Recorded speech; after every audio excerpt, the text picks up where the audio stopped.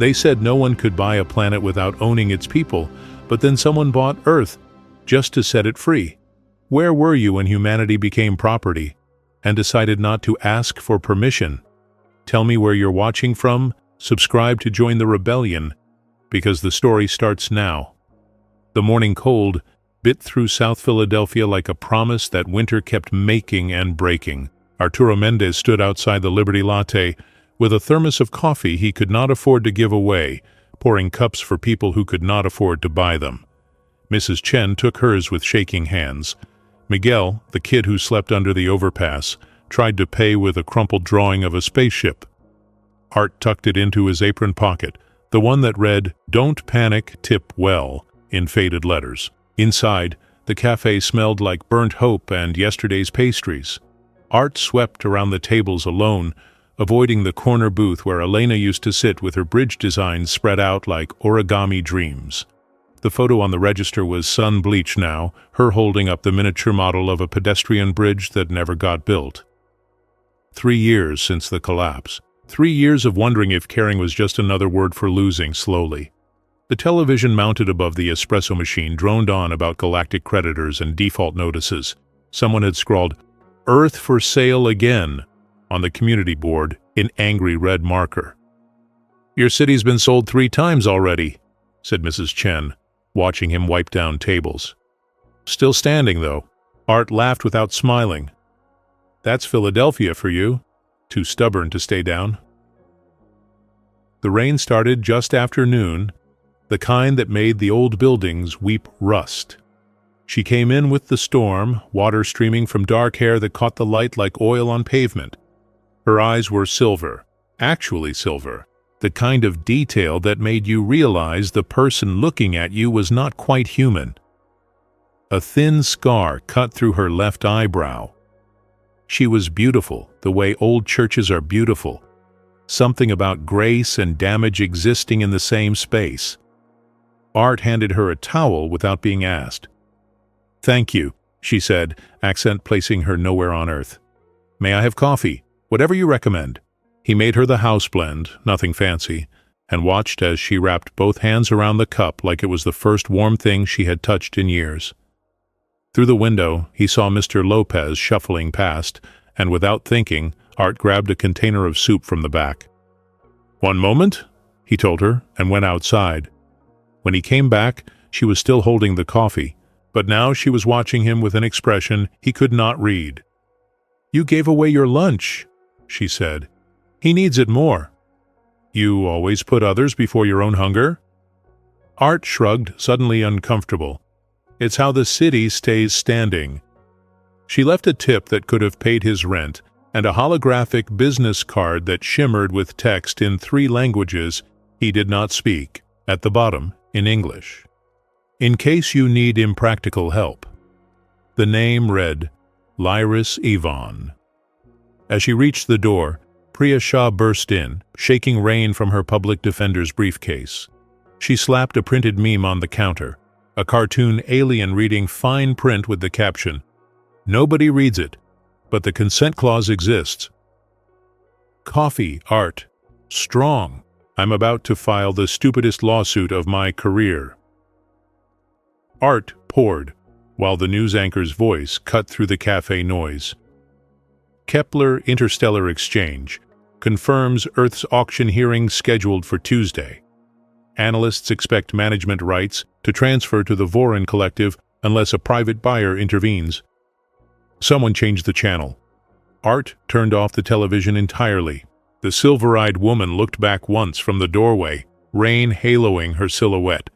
Then she was gone, leaving only the card and the memory of that question. "You always put others before your own hunger?" Art swept the floors and pretended not to notice that his hands were shaking. The broadcast came on Tuesday at noon, interrupting every screen on Earth. The Liberty Latte was packed, people standing shoulder to shoulder as the Kepler Interstellar Exchange materialized in holographic blue above the harbor. Art watched from behind the counter, coffee pot frozen in his hand. The AI administrator, Calum, spoke without inflection. "Item 7738 SOL3. Management rights to planetary system designated Earth. Opening remarks.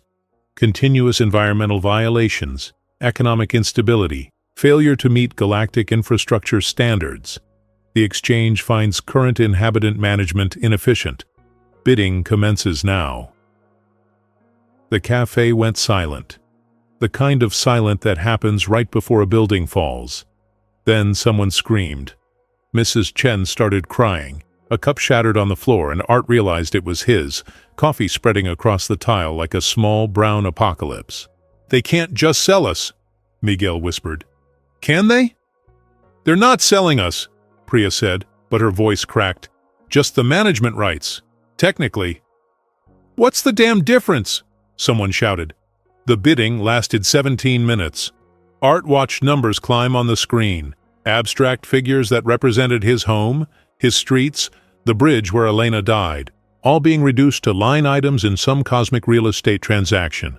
The Voran Collective was winning, their bid climbing steadily when a new name appeared: Even Holdings.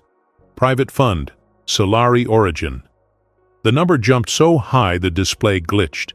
Silence fell across the exchange, across Earth. The Voran Collective's representative made an angry gesture and withdrew. No one else bid. Calum's voice returned, flat as always. "Sold. Management rights transferred to Even Holdings, pending documentation. Representative may claim property." The screen changed, and there she was, silver eyes, dark hair pulled back, that scar through her eyebrow. Lyris Avon stood in the Chamber of Commerce, surrounded by beings from 100 worlds, wearing a simple gray suit and an expression of absolute certainty. "I bought Earth," she said clearly, "because of a man who gave away his lunch."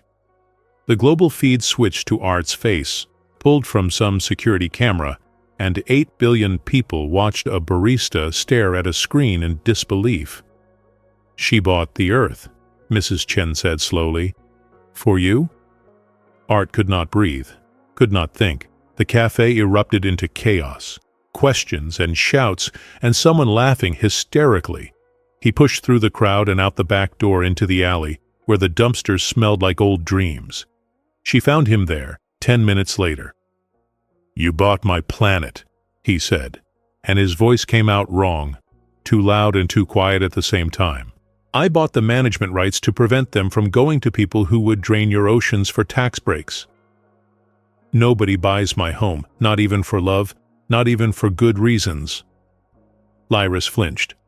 "I saw a water world die once. The exchange leased it to a mining consortium. They bled it dry in 30 years. I tried to stop them. I was 15. She touched the scar on her eyebrow. "Burn from an emergency valve I tried to seal. My family profited from it. I swore I would never let it happen again." "So you made us property instead?" "I made you a problem too expensive to liquidate," she said. "The purchase freezes the auction for 90 days. In that time we prove Earth can manage itself. Then I invoke Covenant Yvonne and the whole thing collapses into legal limbo." Art laughed, bitter and sharp.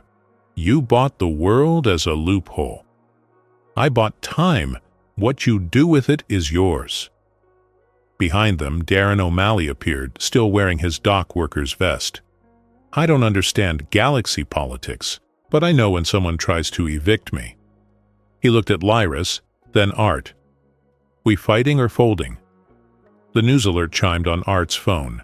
Humanity now under private ownership, pending occupancy terms. Yvonne Holdings to issue residency requirements within 30 days. "We fight," Art said. Lyris nodded once. "Then I hold the door. You fix the house." Above them, the rain started again, washing the city clean.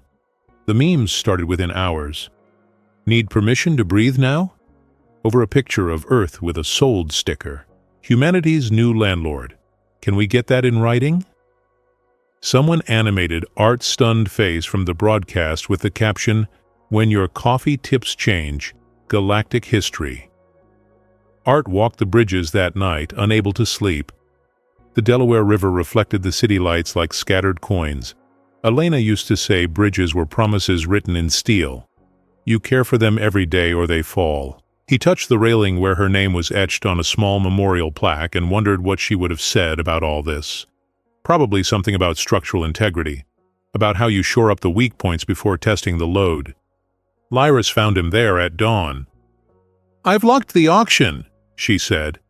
"But in 90 days, if I don't formally accept ownership and establish management protocols, it reverts. The exchange will auction again. The Voron Collective is already preparing a hostile counterbid. So we have 90 days to prove we don't need a babysitter. The galaxy expects you to fail. They expect riots, collapse, desperate acceptance." Art turned to her. "What do you expect?" "I expect Philadelphia," she said, stubborn and standing. The first test came faster than expected. Calum, the exchange AI, issued a statement. Pending ownership transfer, Earth's inhabitants are considered tenants under provisional status. Utility access subject to rental compliance. Outstanding debts must be addressed. 2 days later, the power grid went dark in sections. Strategic blackouts, they called it. Hospitals stayed lit. Military installations stayed lit. But neighborhoods, schools, the places people actually lived, went dark. The Liberty Latte lost power at sunset. Art was serving soup by candlelight when Lyris arrived with a small device that hummed and glowed. She plugged it into the wall and the lights flickered on. "Portable fusion cell," she explained. "I brought 20. "I don't want charity from my landlord," Art said, the words coming out harsher than he meant. Her hand froze on the device. "I'm not your landlord. I'm trying to be your delay tactic. Feels the same from here." She left the fusion cell and walked out into the darkness. Art stood in his lit cafe, surrounded by people eating free soup, and felt like the worst kind of hypocrite. Priya arrived an hour later with printouts and fire in her eyes. Marlowe Kane just went on Global News. He's the new Secretary of Stability, and he's pushing a referendum. Immediate acceptance of Yvonne's management in exchange for economic relief. He's calling it pragmatism. "He's calling it surrender," Darren said. Outside, someone had spray-painted on the street. "We hold the line." Art recognized the handwriting. Miguel, the kid from the overpass, now an accidental revolutionary. The news cycled between hope and panic. Some cities organized cleanup initiatives, determined to show Earth could govern itself. Others protested Lyris, demanded she leave, accused her of colonialism with better PR. Kylem's algorithms fed both sides, headlines shifting to maximize division. Population appears divided on Yvonne intervention, the AI reported. Stability projections remain negative. Art found Miguel painting another message. Home, consent. "They're trying to make us beg," the kid said. "I'm not begging for my own house." That night, Art gathered everyone in the cafe. Priya with her legal briefs. Darren with maps of the port's electrical grid. Lyra standing in the back, uncertain if she belonged. "We have 90 days, Art said. "So let's spend them proving this city, this planet, can stand on its own." "How?" Mrs. Chen asked. Priya unrolled a schematic of jury-rigged routers and community solar panels. "We build our own network, run a plebiscite that the exchange can't ignore, make consent visible." Darren added his own plans. "Port workers control the energy flow. If they cut our power, we light ourselves." Lyris finally spoke. "There's a legal mechanism. Covenant Yvonne, old Solari law. An owner can voluntarily limit their power by requiring resident consent for every decision. It turns ownership into stewardship." "You can buy us to free us?" Art asked. "I can buy you so no one else can," she corrected, "and then give the deed to the ones who live here." Outside, the blackout spread. Inside, by candlelight and fusion cells and sheer stubborn human persistence, they planned a revolution disguised as municipal infrastructure. The Liberty Latte became a command center that smelled like burnt coffee and hope. Priya covered one wall with legal documents translated into comic strips. Darren mapped power grids on the windows with washable markers. Lyris tried to help by reorganizing the storage closet and got everything backwards. "The mop goes in the bucket," a 10-year-old named Sophia explained patiently, "not the other way around." Lyris stared at the inverted mop with genuine confusion. Sophia giggled. Other kids joined in, showing the alien heiress how to fold napkins, sweep properly, tell when the coffee was burning. She learned with the kind of focus Art associated with students cramming for impossible exams. "You've never cleaned anything, have you?" he asked. "I had people for that," Lyris admitted, past tense. He showed her how to work the espresso machine. Their hands touched on the steam wand and she did not pull away. "Thank you for not hating me." "Still deciding," Art said, but his voice was softer. Priya's plan took shape on a whiteboard, a distributed voting system running on old routers, powered by community solar panels, and sheer spite. If the exchange ignores consent, will make consent impossible to ignore. Every neighborhood votes, every vote recorded. A living, breathing plebiscite that asks one question: do you consent to being managed by someone who bought your home? "They'll call it illegal," someone warned. "They'll call it irrelevant," Priya corrected. "Until millions of votes say otherwise." Darren laid out his own strategy. Ships in the harbor, cranes on the docks, the entire port infrastructure forming a human-made power grid. Hospitals need electricity? We got it. Schools? We got it. They cut us off. We light ourselves up. The exchange wants to see management capability? We'll show them infrastructure that runs on trust and dock workers who don't quit. "That's insane, Mrs. Chen said. "That's Philadelphia," Darren replied. Lyris watched it all with fascination bordering on awe. In her world, organization meant hierarchy, control, predictable outcomes. This was chaos with a heartbeat. People arguing over details, changing plans mid-sentence, somehow building something functional from pure disagreement and shared purpose. She remembered her childhood on Cellar, where every action was scheduled, every outcome projected, every emotion measured for efficiency. Her family engineered worlds for profit. She had been raised to see planets as assets, populations as variables. Art teaching her to make coffee felt like learning a different language of value. That evening, food arrived. Neighbors bringing casseroles still warm. Someone set up a sound system and played old protest songs mixed with pop music from 6 decades. The planning session turned into something between a wake and a wedding. Art found himself in the bathroom, crying quietly behind the locked door. Not from sadness, from the sudden overwhelming weight of people who refused to give up, who brought food to a fight and music to a funeral. When he came out, Lyris was waiting. "In my culture," she said carefully, "crying means weakness." "In mine," Art replied, "it means you're still alive enough to feel it." She nodded slowly, like storing that information somewhere important. The alert came at midnight. Calum's calm voice cut through the music. "Resistance to provisional authority constitutes breach of terms. Ownership transfer accelerated. Even holdings must assume full management within 30 days or forfeit rights. Non-compliant residents subject to removal for public safety." The music stopped. Someone dropped a glass. Darren stood up. "So we've got 30 days instead of 90. Math still works. Let's move." Priya was already on her tablet, fingers flying. "If they want to see management, we'll document every damn pothole we fill, every light we keep on, every vote we collect."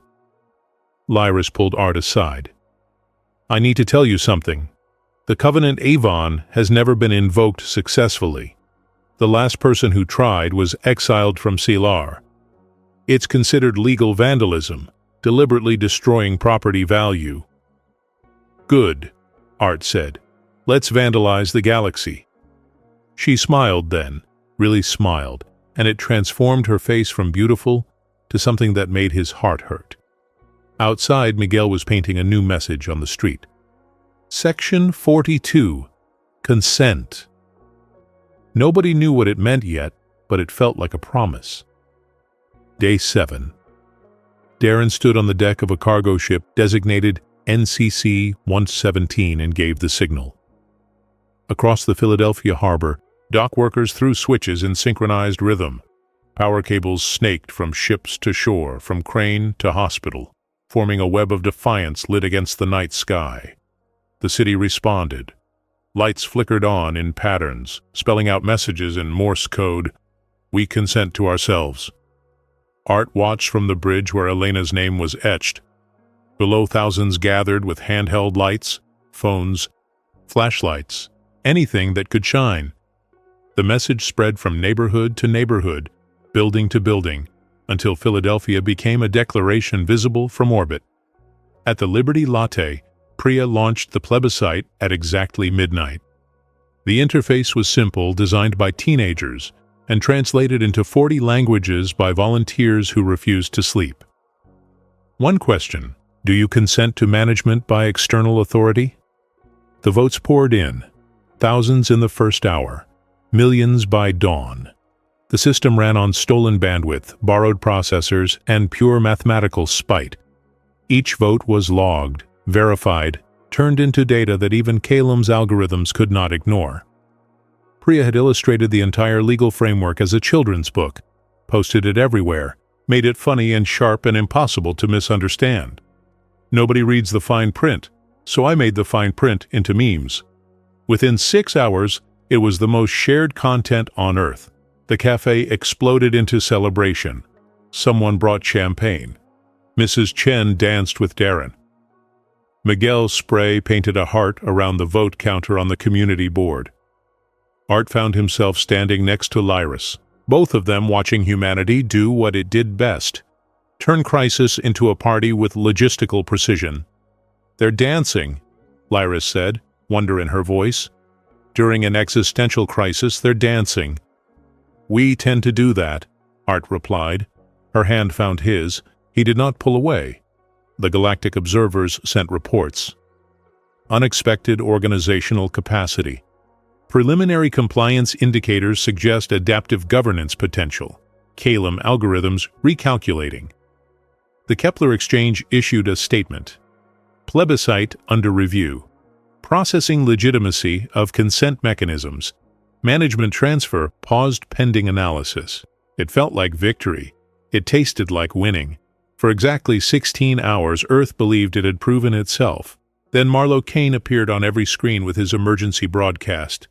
He looked tired, reasonable, the kind of exhausted sincerity that made lies sound like wisdom. "My fellow humans, I've spent the last week in consultation with global leaders, economic advisors, and Avon Holdings representatives.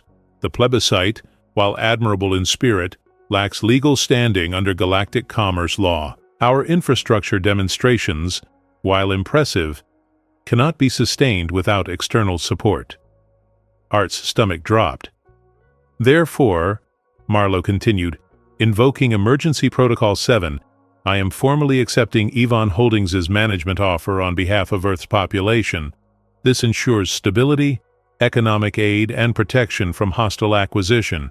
Effective immediately, Lyris Avon is recognized as Earth's interim administrator.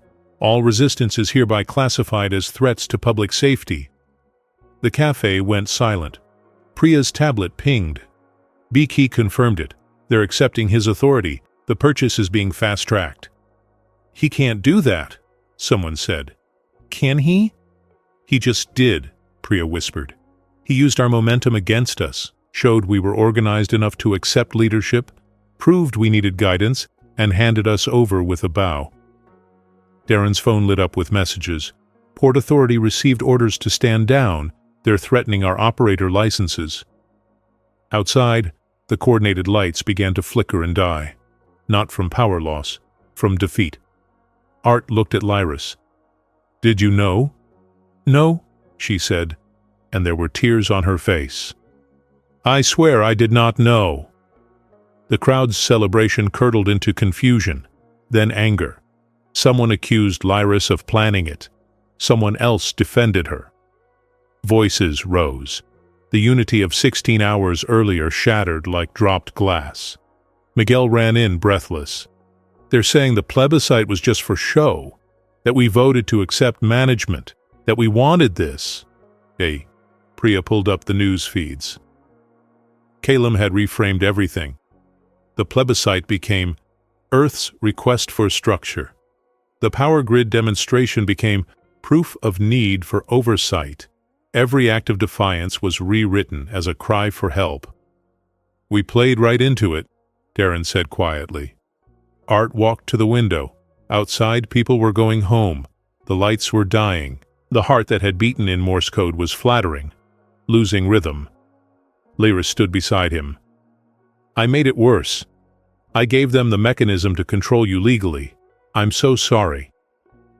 On the television, Marlowe Kane smiled his reasonable smile and promised prosperity through proper management. In the corner, Priya discovered the money trail, consulting fees from the Voron Collective to Kane's shell companies. He had sold them out not for ideology, but for money. The victory had been a trap, and they had walked into it dancing. Priya worked through the night, coffee turning cold beside her laptop. At 3 a.m, she found it buried in decades-old exchange protocols, hidden in subsection amendments that nobody read because they were written to be unreadable. It's not about Earth, she said to the empty cafe. It never was. She called everyone at dawn. Art arrived first, still smelling like the bridge where he had spent the night watching the river. Lyris came last, eyes red from crying, or not sleeping, or both. Calum doesn't want to manage Earth, Priya explained, pulling up layers of code and precedent. It wants to establish legal precedent that consent is irrelevant. If Earth falls in line after a show of resistance, it proves that all planets eventually accept external management. It destroys the consent clause permanently. We're not the target. We're the test case. Darren slammed his hand on the table. So they let us dance around like idiots to prove their point? Exactly, Priya said. And Marlowe gave them the perfect ending. Humans fighting for freedom, then accepting chains when scared enough. It's the story they want to tell 1,000 other worlds. Art turned to Lyris. This covenant thing you mentioned, could it still work? She was quiet for a long moment. When she spoke, her voice was different. Older, carrying weight she had been holding alone. There was a planet called Aquare, water world, beautiful, inhabited by people who lived on floating cities and sang to their oceans. The exchange leased management rights to a deuterium extraction corporation. The Aquarians protested. They voted no. They refused consent. Her hand touched the scar on her eyebrow, unconscious gesture of old pain. The corporation said consent was inefficient. The exchange agreed. They had the law on their side, precedent, economic projections. The Aquarians sealed their extraction ports. My family owned 40% of that corporation. I was 15. I went with my mother to oversee operations. Outside, Philadelphia woke up to a world where they were officially property. I saw them open the first deep drill, saw the ocean bleeding vapor. The Aquarians chained themselves to the platforms. My mother ordered them removed. I ran to the emergency valves, tried to shut the system down. A pressure line burst. She touched the scar again. I woke up 3 days later in a medical bay. By then the oceans were 40% depleted. The Aquarians abandoned their cities and scattered across the galaxy as refugees. My family made 3 trillion credits. Lyris looked at each of them. I bought Earth because I will not watch another world die while good people say it's legal. But if I sign the ownership papers as they stand now, I become what killed Aquare. I become the administrator of your prison. The Covenant, Art said. Tell us exactly how it works. It's a self-destruct clause. A Solari owner can transfer all decision-making power to residents, turning themselves into a legal placeholder. Ownership without authority. The purchase stands, preventing others from buying, but the deed becomes meaningless. It's called the Covenant of Avon because my great-great-grandmother created it after she accidentally destroyed a colony moon. She invoked it to give survivors control of the reconstruction. She died bankrupt and exiled. But the moon survived? Mrs. Chen asked. The people who lived there rebuilt it into something better than it was. They called it freedom with paperwork. Priya was already pulling up files, cross-referencing. It's real. It's obscure, but it's legally binding under Solari commercial law, which the exchange recognizes. If Lyris invokes it during the signing ceremony and attaches it to the ownership transfer, the purchase converts into a residency trust. She owns nothing. Earth governs itself. The only problem is, I'd have to actually complete the purchase first, Lyris finished. Sign the papers, accept ownership, then immediately attach the covenant. It's a 30-second window where I would legally own 8 billion souls. If I hesitate, if anything goes wrong, you become property permanently. And if you don't sign at all, Art asked, the exchange voids the sale and auctions again. The Voran Collective is already preparing a bid that's triple mine. The morning news showed Kalem's statement. Owner must appear for ceremony within 72 hours or forfeit. Earth will return to open auction. Darren looked at the maps, still drawn on the windows. So we get one shot. She signs, we pray she doesn't hesitate, and we hope 30 seconds is enough to free 8 billion people. Or, Marlowe Kane's voice came from the television, we accept the stability of proper management and stop this dangerous charade. Miguel appeared in the doorway, paint-stained and defiant. Art? People are giving up. They're saying we lost. They're saying maybe Kane is right. Art stared at the photo of Elena on the register. Her bridge designs. Her belief that you maintain the structure every day or it falls. Then we remind them, he said, what happens when you stop caring for what you love. But even he did not know if they could hold the pieces together for 72 more hours. The protests started at dawn. Not against the exchange this time. Against each other. Against Marlowe, against Lyris, against Art for trusting her, against themselves for hoping. Cities divided along fault lines of fear. Some demanded immediate acceptance of Yvonne management. Others called for total rejection, consequences be damned. Philadelphia burned in the metaphorical sense, which was somehow worse than actual fire. Darren showed up at the Liberty Latte with a black eye and split knuckles. Port workers are split. Half want to keep fighting. Half think we're leading them off a cliff. Got into it with my own brother. He stared at Art with something between anger and betrayal. I followed you because I thought you knew what you were doing, but you just fell for a pretty alien with guilt issues, didn't you? Now we're all going down with you. That's not... Art started. Isn't it? Darren grabbed his jacket. I'm done. Keep your revolution. I'm keeping my job. The door slammed. Mrs. Chen left next, quietly, just gathering her things and whispering apologies. Then others. The cafe that had been a command center emptied like a shipwreck, people swimming for their own survival. By evening, Art was alone. He tried calling Priya. Voicemail, tried Lyris. Nothing. Even Miguel was gone, probably back to the overpass, back to being invisible. Art stood in the empty cafe and did something he had not done since the funeral. He picked up his phone and dialed Elena's number. The line had been disconnected for 2 years, but he did it anyway. Listened to the automated message telling him the number was no longer in service. I don't know what I'm doing, he said to the recording, to the ghost, to the empty room.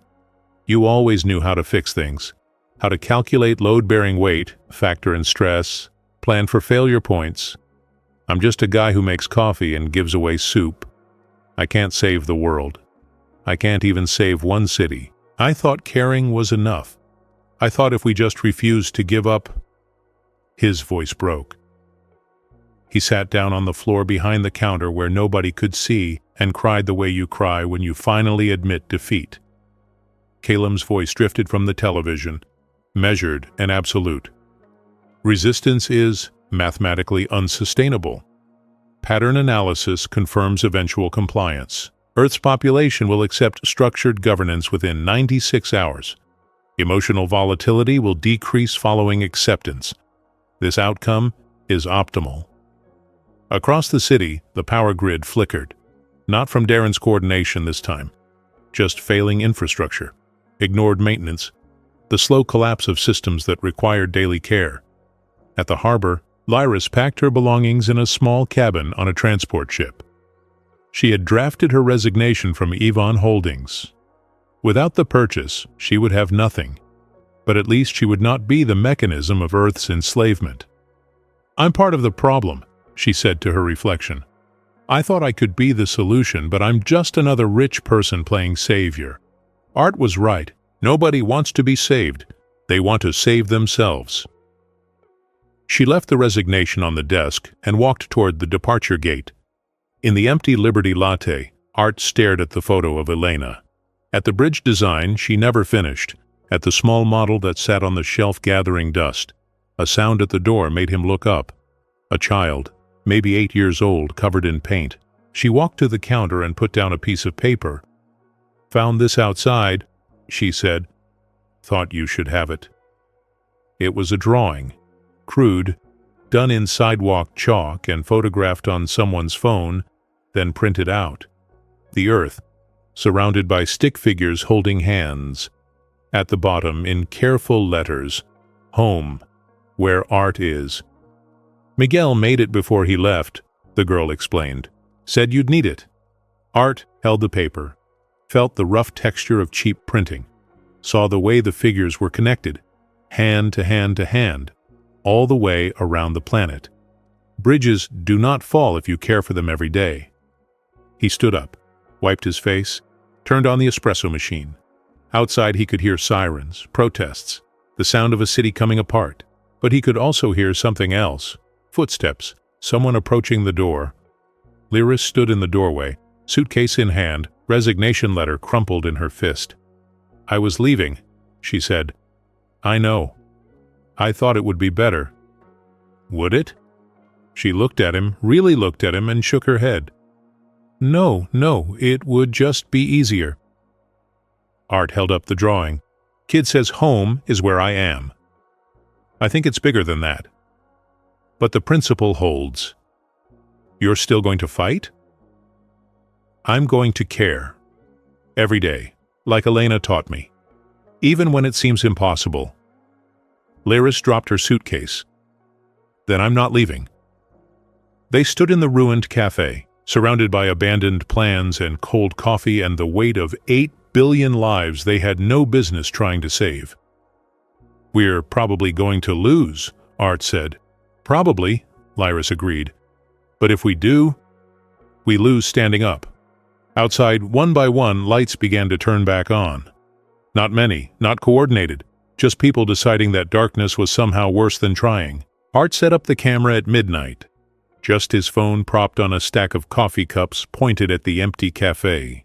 He had no script, no plan, just the weight of knowing that silence was its own kind of surrender.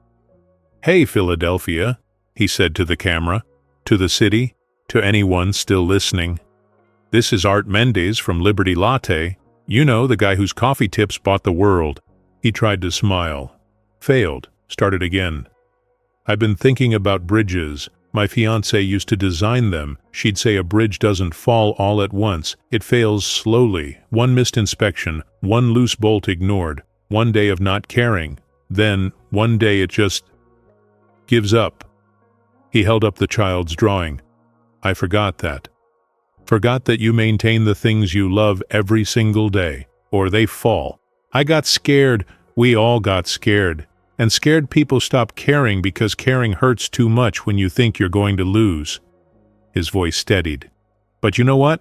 Philadelphia's been losing for 300 years.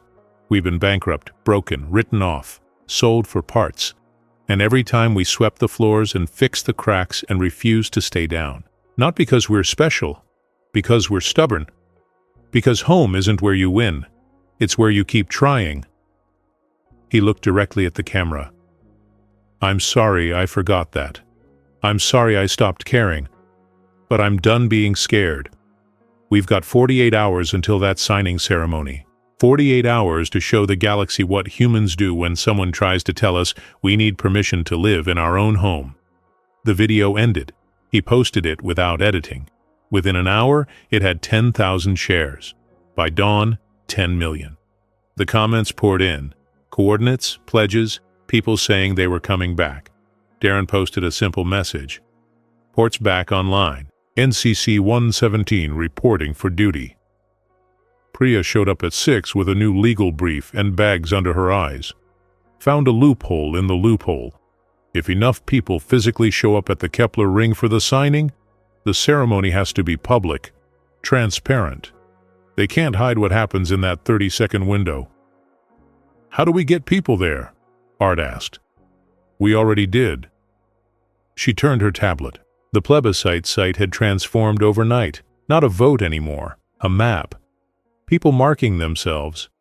I'm going to the ring. Hundreds of dots, then thousands, then hundreds of thousands. Mrs. Chen arrived with food. Figured you'd need breakfast. Fighting's hungry work. Others followed. Musicians setting up in the corner, not asked, not organized, just showing up because that's what you did. Tech people running cable. Darren's port workers forming a human chain to unload supplies. The cafe filled like a flower blooming in reverse, life pouring in from the edges. Lyra stood in the corner, watching with that expression of alien wonder. They came back. They never really left, Art said. They just needed to remember what they were fighting for. She pulled him aside. I need to tell you something. When I invoke the Covenant, there's a phrase I have to speak. In Solari, it translates roughly to, I own this in order to own nothing. But the human equivalent would be closer to, I bought this so no one else could buy it. It has to be said before the signature dries. 30 seconds. If I hesitate, you won't. Art, if something happens, if I freeze or they stop me. He took her hands.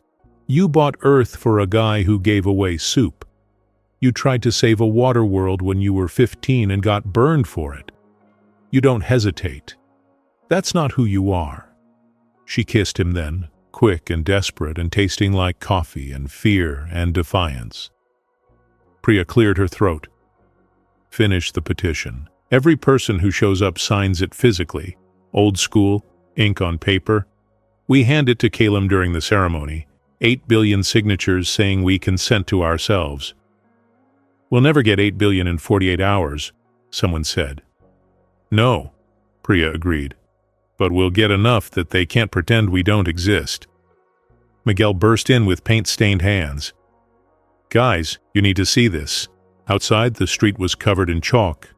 Messages spreading from block to block, neighborhood to neighborhood. The original drawing multiplied across the city.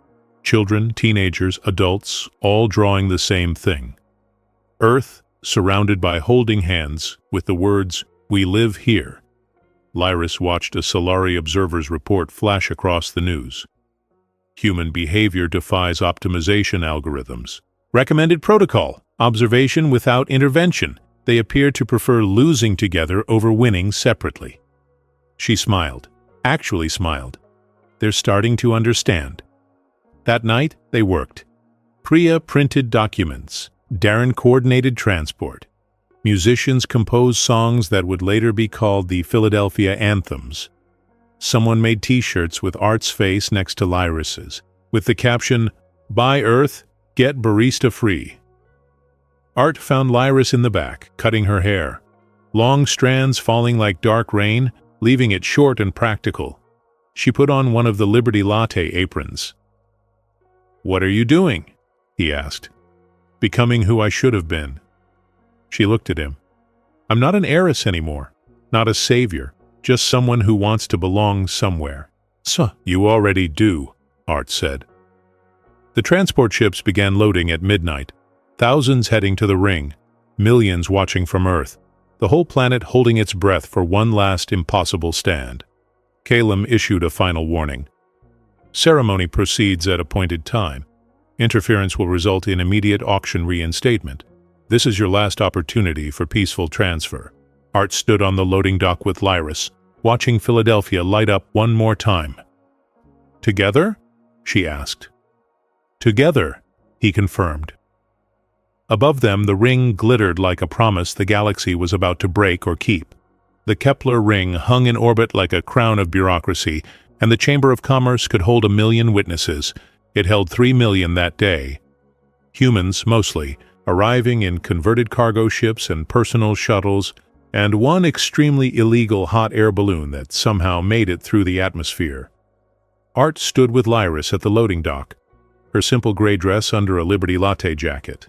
His barista apron still stained with coffee from that morning. They looked like they were going to a costume party, not a signing ceremony that would determine whether 8 billion people were free. Security blocked the entrance. The lead officer, something reptilian and official, checked credentials. Only the owner may enter.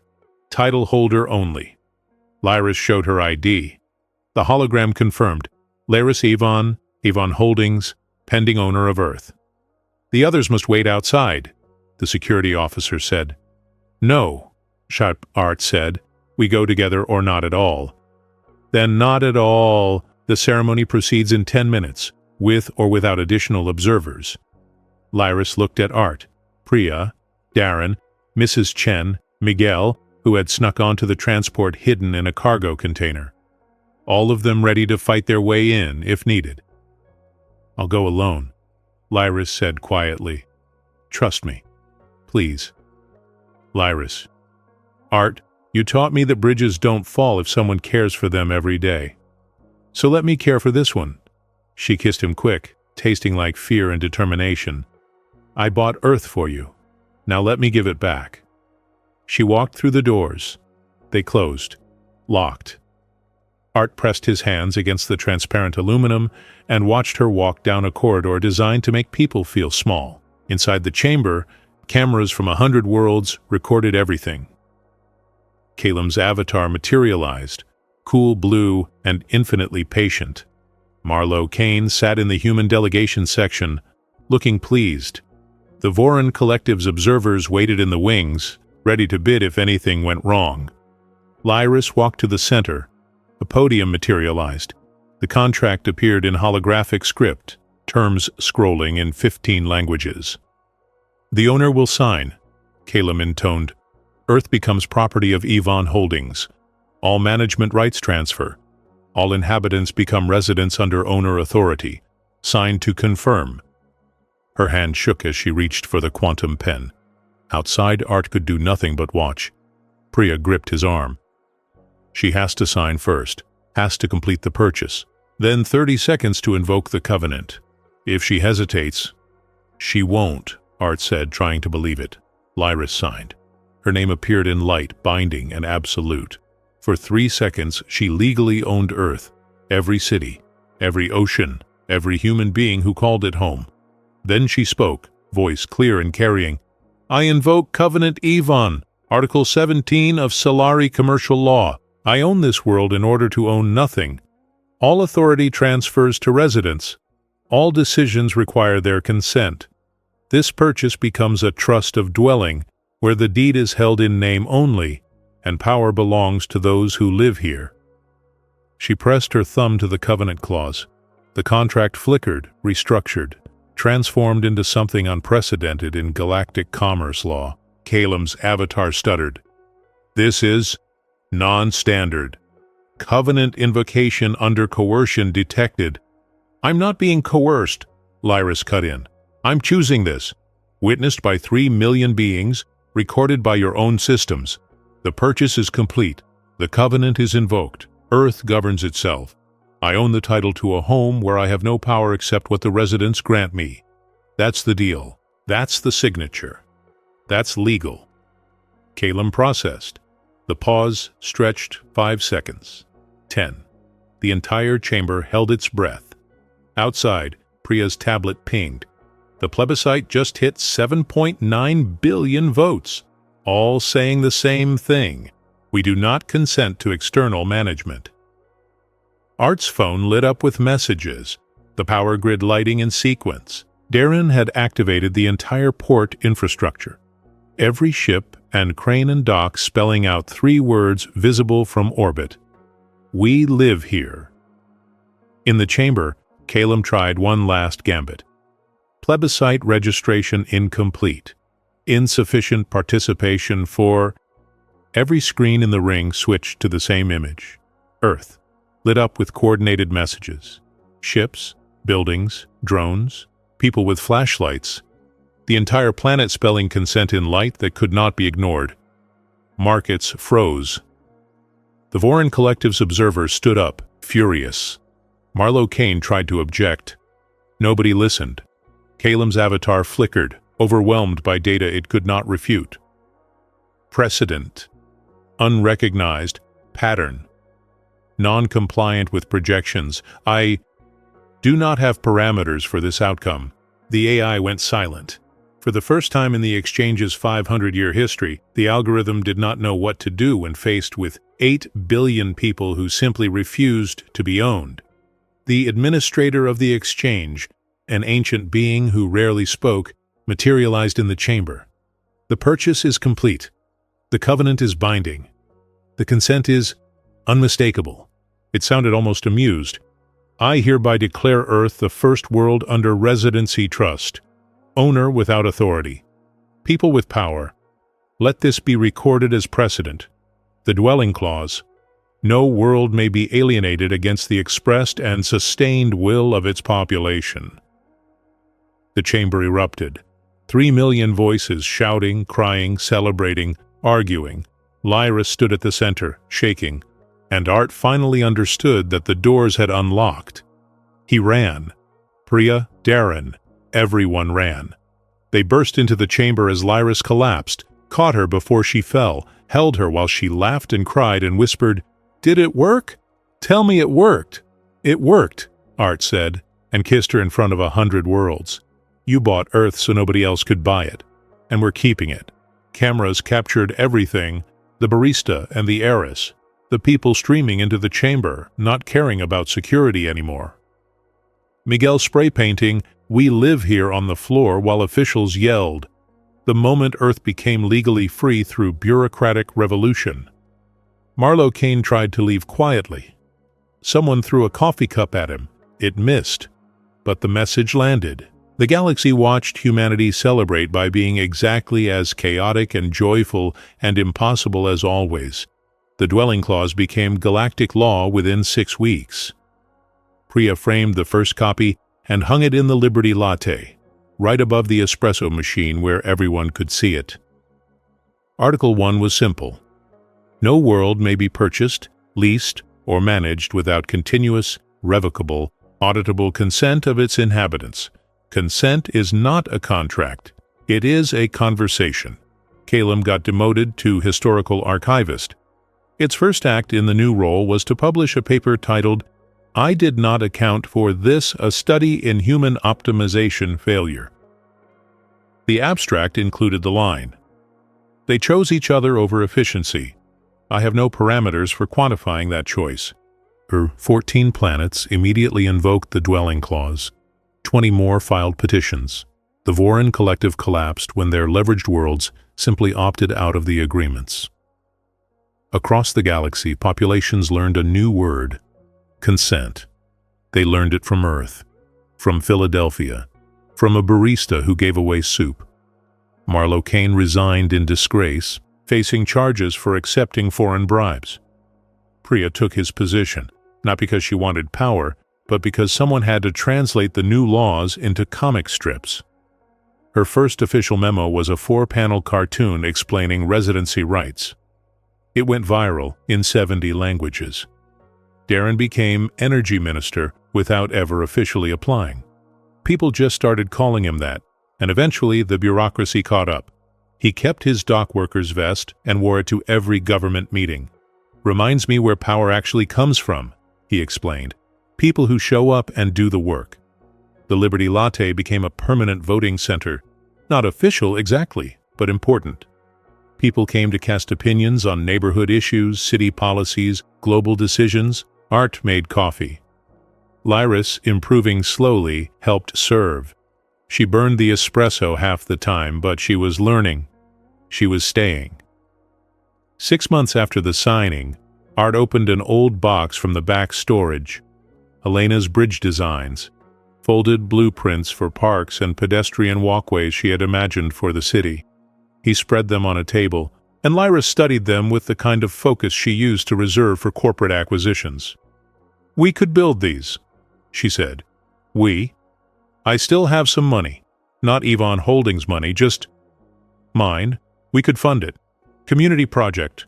Let neighborhoods vote on which designs they want." Art looked at the drawings, at the careful notes in Elena's handwriting about load distribution and aesthetic integration. She always said infrastructure was love made visible. "Then let's make it visible," Lyra said. 2 years later, they opened the first bridge, a small pedestrian crossing over a tributary of the Delaware, connecting two neighborhoods that had been divided by water for generations. The plaque read, "Elena Mendez Memorial Bridge. Consent in stone." Mrs. Chen cut the ribbon. Miguel, now in college studying civil engineering, gave a speech about structures that hold because people care for them daily. Darren's port workers had built the railings. Priya had navigated the permits with meme-based legal briefs. The whole city showed up. Art and Lyra stood at the center watching people walk across. She wore the Liberty Latte apron over a simple dress, hair still short, scar visible. Beautiful not because she looked like something unreal, but because she looked like she belonged. "Do you ever regret it?" Art asked. "Giving up everything you had?" She considered the question seriously. "I gave up things. I found home. That's not a loss." The cafe's sign got updated. Liberty Latte, home, consent in good standing. In the streets, children still drew chalk pictures of Earth surrounded by holding hands. The drawings spread to other worlds now. The Acheran refugees, scattered across the galaxy, saw the images and wept. Some came to Earth, to Philadelphia, to see the city that remembered what their world had been. Late at night, when the cafe was closed and the city was quiet, Art would find Lyris on the bridge, looking at the stars. "Thinking about home?" he would ask. "I am home," she would answer. The last chapter of the story was not written in law or politics or grand ceremonies. It was written in small moments. Coffee served to strangers who became neighbors. Bridges maintained every day. Votes cast in community centers that smelled like fresh bread. People choosing to care when caring was hard. People refusing to let their home be reduced to property. The galaxy learned a lesson that year, taught by humans who were too stubborn to accept that freedom was something you earned through compliance. The lesson was simple. Home is not something you own. It is something you belong to, and belonging requires consent, renewed daily, in every small act of caring that says, "I choose this. I choose us. I choose to stay." Calem's final entry in its historical record read, "They were inefficient, emotional, chaotic, and mathematically improbable. They saved themselves by refusing to be saved. I have recalculated my algorithms. I still do not understand. But I am beginning to suspect that understanding was never the point." On Earth in Philadelphia, in a small cafe where the coffee was mediocre, but the community was everything, Art poured drinks and watched his city refuse to fall. Lyris learned to make espresso without burning it. Children drew futures on sidewalks in chalk. And every night someone painted the same message somewhere in the city. "We live here." It was not a slogan. It was not rebellion. It was simply the truth stated plainly for anyone who needed to hear it, for any world that needed to remember. Home is not property. Home is permission you give yourself to care about a place and the people in it every day, without asking if it is worth it. It is always worth it. Humanity? Fuck yeah. In the end, maybe humanity never needed to win.